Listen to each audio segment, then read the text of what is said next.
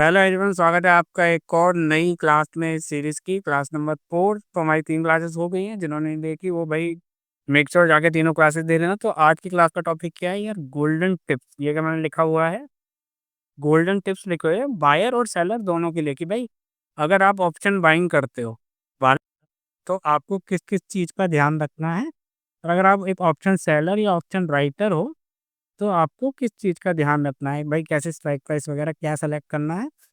तो वो मैं आपको बताने वाला हूँ। होप आपको याद हो कि भाई हमने आईटीएम, एटीएम और ओटीएम इन तीनों की बात करी थी और ये तीन हम सीख चुके हैं। तो अब लास्ट टाइम हमारी बात हुई थी कि वायर होता है और सेलर जो होता है उसमें डिफरेंस ये है कि सेलर की प्रोबेबिलिटी काफ़ी हाई होती है कंपैरिजन टू ऑप्शन बाय। इसकी प्रोबेबिलिटी लो होती है, इसकी प्रोबेबिलिटी हाई होती है। तो जब आप अगर स्टिल ऑप्शन बाइंग करते हो और आपकी प्रोबेबिलिटी लो है तो कुछ चीज़ों का आप ध्यान रख सकते हो, कुछ चेक बॉक्सेस हैं जिनका आप ध्यान रख सकते हो करते टाइम कि अगर ये चीज़ है तो फिर भी मैं एक अच्छे खासे प्रॉफिट में रह सकता हूँ, या मैं इन चीज़ों का ध्यान रखूँगा ट्रेड लेने से पहले। तो सबसे पहले बायर की बात कर लेते हैं कि बायर के लिए वो क्या-क्या चीज़ें हो सकती हैं। तो बायर के लिए सबसे पहली चीज़ ये है कि जब भी आप ट्रेड लें और ट्रेड में आपको स्ट्राइक प्राइस लेना है तो आपको हमेशा, हमेशा आईटीएम पे ही जाना है। इन द मनी में ही आपको ट्रेड करना है।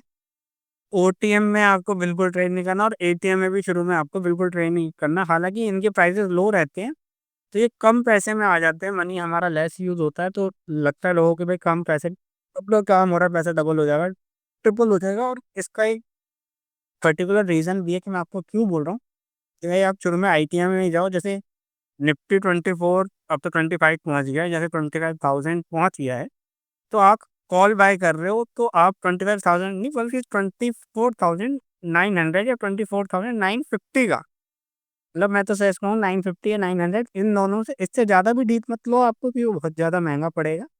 जस्ट एक या दो स्ट्राइक प्राइस आपको आईटीएम ही प्रेफर करना है।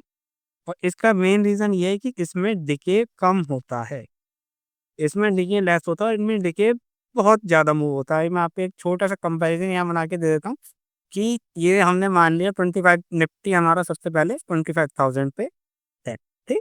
ये हमने इतना मान लिया। अब 3 स्ट्राइक प्राइस हैं, एक है 25,050, एक है एटीएम 25,000 और एक है हमारा 24,950। तो हमारा ये ओटीएम, एटीएम और आईटीएम तीनों हो गए, है ना? तो जैसे सपोज़ करते हैं कि इसका प्राइस है 50, इसका है 70, जबकि इसका है 100। और निफ्टी भाई 25,000 पे है, ये 25,000 निफ्टी है। और निफ्टी अगर जैसे दिन शुरू हुआ और मार्केट में चल रहा है और आपने तीनों में ही ट्रेड ले लिया, तीनों में ट्रेड लिया, मार्केट अगर धीरे-धीरे, धीरे-धीरे, धीरे-धीरे ऊपर की तरफ जा रहा है या साइडवेज़ है, तो आप देखोगे कुछ ही देर में इसका प्राइस, अगर एक्सपायरी वाले दिन हम देखते हैं तो 25 हो जाएगा, जबकि मार्केट 25 पे ही खड़ा हुआ है। इसका प्राइस भी 55 के आस-पास आ जाएगा, पर इसमें आपको ज़्यादा गिरावट नहीं दिखेगी, आपको दिखेगा 95, 92 ऐसे आ गए। जनरली 95 के आस-पास मिलेगा क्योंकि इसमें डिके कम है, इसमें अभी टाइम डिके इतना अफ़ेक्ट नहीं करेगा। और इनमें और इसमें ओटीएम में तो बहुत तेज़ इफ़ेक्ट करता है टाइम डिके, अगर मार्केट मूव नहीं करता है आपकी इस डायरेक्शन में क्विकली, तो आपको नुकसान होता है टाइम डिके की वजह से। तो उस नुकसान को बचने के लिए हम इन दोनों पे हमेशा काँटा मार देंगे बड़ा, और इस चीज़ का हाथ थाम के रखिए कि भाई हमें इसे ही ट्रेड करना है। तो एक तो आप ये मेक श्योर करेंगे कि सबसे पहले आप आईटीएम में ट्रेड करेंगे। आईटीएम में ट्रेड करेंगे और ट्रेड लेते ही जो आपका स्टॉप लॉस होगा, स्टॉप लॉस आप कभी 15% से ज़्यादा का मत लेना उस प्राइस का। जैसे 100 चल रहा है तो आपका जो स्टॉप लॉस रहेगा वो 15 पॉइंट का ही रहेगा। और अगर गलती से 15 पॉइंट डिके आ जाता है, 85 पे आके आपका स्टॉप लॉस हिट हो जाता है, तो आप ये मान लें कि भाई अब ये उठ के वापसी नहीं जाएगा 100 पे। आप सारी होप आपको छोड़नी पड़ेगी, आपका ट्रेड काट के आपको निकलना पड़ेगा, क्योंकि घटा 15% है, पर बढ़ने के लिए क्या 15% ही बढ़ना है 85 से 100 जाने के लिए? तो नहीं, बढ़ना हमें अराउंड अराउंड 18% के आस-पास बढ़ना है अभी, ठीक है? 18% बढ़ेगा तब जाके ये कॉस्ट टू कॉस्ट आएगा। तो इसी वजह से ये मैथमेटिक्स भी आपको थोड़ा-सा अगेंस्ट चलती है कि चीज़ घटती है। जैसे 100 से आपको सिंपल बता रहा हूँ, 100 से चीज़ 50 हुई, घटी कितनी 50%। और अगर इसे दोबारा 50 से 100 जाना है तो इसे इंक्रीज अब 100% का चाहिए, तब जाके आप ब्रेक इवन का आते हो। इसीलिए आपको थोड़ा होप का दामन छोड़ के रखना है हमेशा, ऑप्शन बाइंग में हो होप नहीं पकड़नी है, आपको पकड़ना है अपना टॉप लॉस। टॉप लॉस आप लें, जैसे ही आपका स्टॉप लॉस लग जाए, हिट हो जाए, और बिल्कुल होप छोड़ दें कि भाई अभी रिकवर करेगा अपना। जनरली लोग क्या करते हैं, 100 से 50 आया कि अब भाई क्वांटिटी डबल कर देंगे, ताकि जब 75 आए तो ही हमारा क्या ब्रेक इवन हो जाए, मतलब। और वो क्या 50 से और 40 चले जाता है, क्योंकि भाई कम हुआ तो मतलब आपके अगेंस्ट में चले गया ना, अब डिके भी इफेक्ट होने लग गया है। तो ये सब मिस्टेक आपको नहीं करनी। तो दो चीज हमने ध्यान दी है, सबसे पहले कि हम आईटीएम लेंगे, दूसरा 15% हमारा एसएल होगा, और एसएल हिट होते ही हम उस स्ट्राइक प्राइस को भूल जाएंगे कि भाई ये रिकवर होगा। और तीसरा ये कि अपना जो ट्रेलिंग है ना, ट्रेलिंग आपको थोड़ी हैवी करनी पड़ेगी कि भाई जैसे ही आपका 1:1 पे भी आया ना, तो आप अपना एसएल जो है वो किस पे रख दो, ब्रेक इवन पे।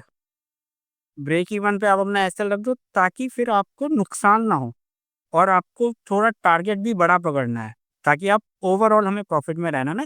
प्रॉफिट हमें एक दिन का नहीं चाहिए। एक दिन का प्रॉफिट तो कोई भी ले लेता है भाई, 2 पॉइंट लेके 3 पॉइंट लेके निकल गए। हमें मंथली, मंथ के एंड में घर में पैसा चाहिए कि भैया पैसा आना चाहिए घर के एंड में। तो उसके लिए आपको मेक श्योर करना है कि जो आपका रिस्क टू रिवॉर्ड आप रखो ना, वो बड़ा रखो। 1:3 का रिस्क रिवॉर्ड आप मेंटेन करने की कोशिश करो। शुरू में बहुत दिक्कत होगी, पर एक बार आपने ये हैबिट बना ली तो आप ऑप्शन बाइंग में भी सक्सेसफुल हो जाओगे। तो ये तो बात रही ऑप्शन बाइंग की। अब ऑप्शन सेलर के लिए क्या गोल्डन टिप्स हैं कि भाई अगर हम तो भाई सेलिंग करते हैं, जैसे मैं सेलिंग करता हूँ, तो ऑप्शन सेलर के लिए भी कुछ गोल्डन टिप्स है। क्योंकि ऑप्शन सेलर में ना जो प्राइस मिलता है, क्योंकि इसमें क्या है, लॉस अनलिमिटेड है, और दूसरी चीज क्या है, इसमें प्रोबेबिलिटी हाई है।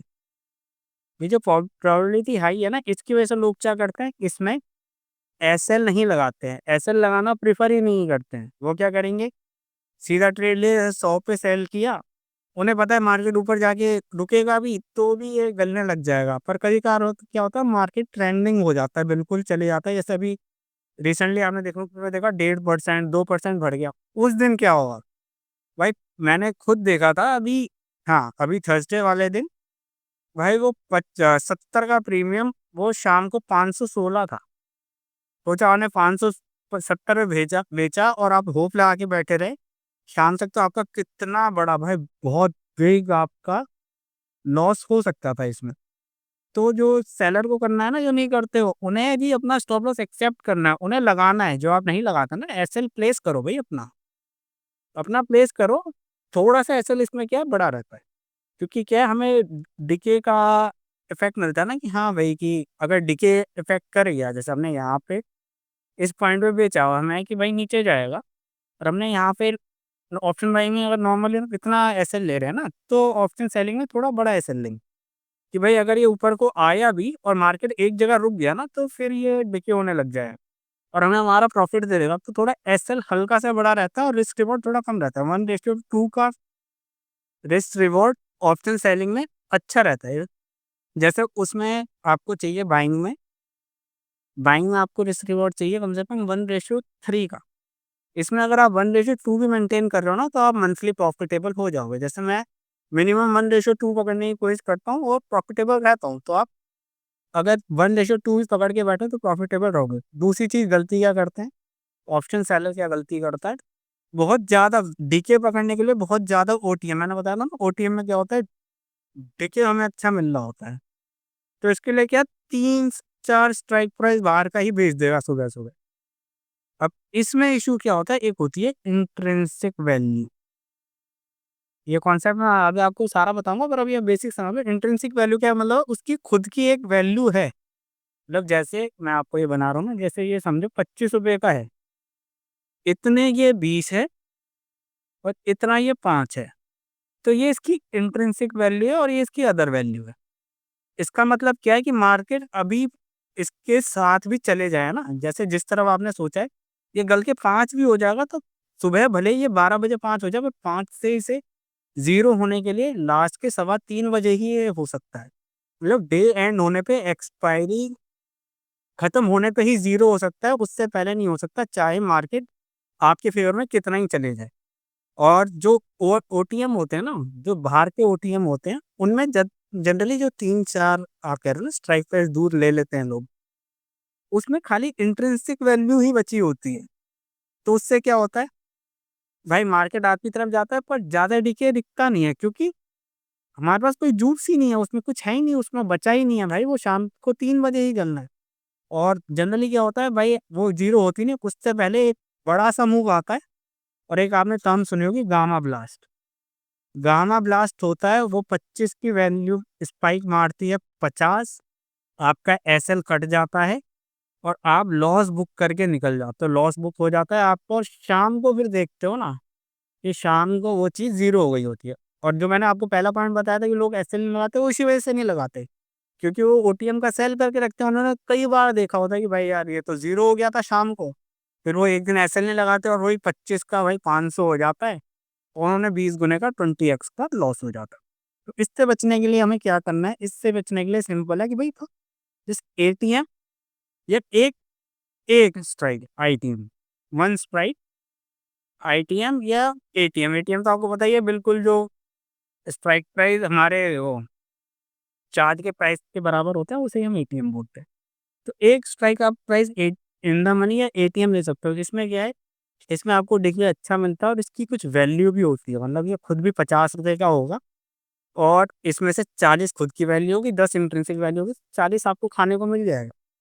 ये आप कैप प्रीमियम ले सकते हो, ये प्रीमियम आप ले जा सकते हो। इसमें क्या है, आपकी थोड़ी एक्यूरेसी होनी चाहिए। जैसे मैं इन द मनी सेल करता हूँ, क्योंकि मैं चार्ट रीड करता हूँ। मेरा मूव ये रहता है कि यहाँ से चार्ट मेरी तरफ मूव करेगा। तो अगर आप मेरी तरह ट्रेड करते हो ना, जैसे मैं करता हूँ, और आपको पॉइंट्स पकड़ने आते हैं कि यहाँ से चार्ट मेरी तरफ मूव कर जाएगा या मेरे से नेगेटिव चले जाएगा और स्टॉप लॉस हो जाएगा, खत्म, या मेरी तरफ मूव करेगा तो 10 से 15 मिनट में मुझे मेरा टारगेट मिल जाएगा, मैं सिस्टम क्लोज़ करूँगा और अपना डे एंड कर दूँगा। तो अगर आप इस तरीके के ट्रेडर हो, तो भाई आप इन द मनी में जाओ, वो क्या आपको ₹70 के आस-पास मिलेगा। आप उसमें से 30 से 40 पॉइंट बहुत ईज़िली कैप्चर कर सकते हो, अगर आपने राइट राइट टाइम पे एंट्री बना ली। राइट टाइम पे एंट्री बना सकते हो, 10-12 पॉइंट का आपका एसएल रहता है और 30 पॉइंट आपको मिल जाते हैं। तो गाइज़ ये थे कुछ पॉइंट्स जो ऑप्शन बायर और सेलर को ध्यान रखने चाहिए। मैं एक बार रिपीट कर देता हूँ। भाई पहला ऑप्शन बायर है कि भाई आप आईटीएम में ट्रेड करो, ठीक है? 15% का एसएल रखो, और एसएल लगते ही भाई होप मत रखो। एवरेजिंग मत करो नेगेटिव में। एवरेज अगर आप करोगे, अगर नेगेटिव में आप एवरेज करते हो, लॉस के टाइम पे अगर आप अपनी पोजीशन में ऐड करते हो, तो भाई आज या कल आपका अकाउंट लो होने वाला है। चाहे आप 1 लाख से उसे 2 लाख ले जाओ, 5 लाख ले जाओ, एक दिन आएगा आप उस 5 लाख को ज़ीरो कर दोगे और फिर आप रो रहे होगे। तो उस चीज़ से बचने के लिए आप ये कर सकते हो, सेलर का है कि भाई एटीएम सेल करो या आईटीएम सेल करो। थोड़ा-सा एसएल अपना बढ़ा रखो, 1:2 के लिए जाओ, बायर 1:3 के लिए जाओ। तो गाइस यही थे कुछ टिप्स, अगर आप इनका ध्यान रखोगे, तो आपको अपनी ट्रेडिंग में प्रोग्रेस देखने को मिलेगी। होप आपको वीडियो अच्छी लगी होगी। वीडियो अगर अच्छी लगी हो तो मेक श्योर चैनल को सब्सक्राइब कर लेना, वीडियो को लाइक कर देना, एक अच्छा सा कमेंट डाल देना। तो मिलते हैं आपसे एक और नई वीडियो के साथ।